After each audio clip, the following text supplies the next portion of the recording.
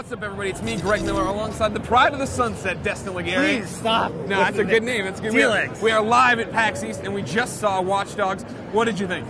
Okay, so I thought it was really cool, but they said one thing: you're going to have a unique gameplay experience. Right. And we keep hearing that promise. Yeah, I know, and that's the thing about Watch Dogs that I find interesting is that we keep seeing it and hearing more about it, but I still feel like I don't know anything about this game. Yeah. The things that stood out for me, right, is that we're talking about Aiden Pearce. I didn't know the character's name, what his deal is. They're talking about how the whole reason he's hacked into the system is because he's monitoring his family 24/7 to protect him from something that happened in the past. Yeah, that's the first time we've ever actually heard anything about his family being involved in the story, so that's kind of an interesting angle they're going with. Exactly, but they're talking, and then they showed the demo that we saw from E3, I believe, right, where you see the crime about to go down with the restraining order, blah, blah, blah. But they had this long video from the creative director that I'm sure we'll post eventually, and he said something very interesting, that you're able to play on any platform at any time, including mobile devices. Yeah, I found that really interesting.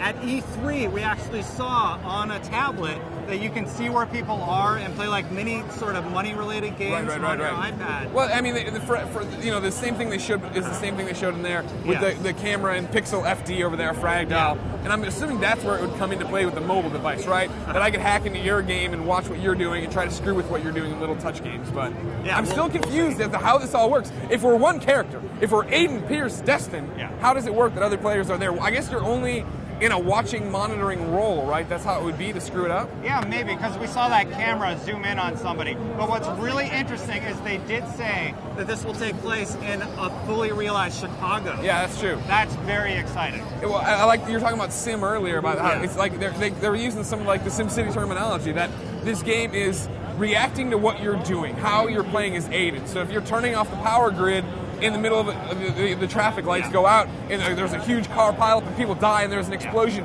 they are going to look at you more as a criminal than you were before.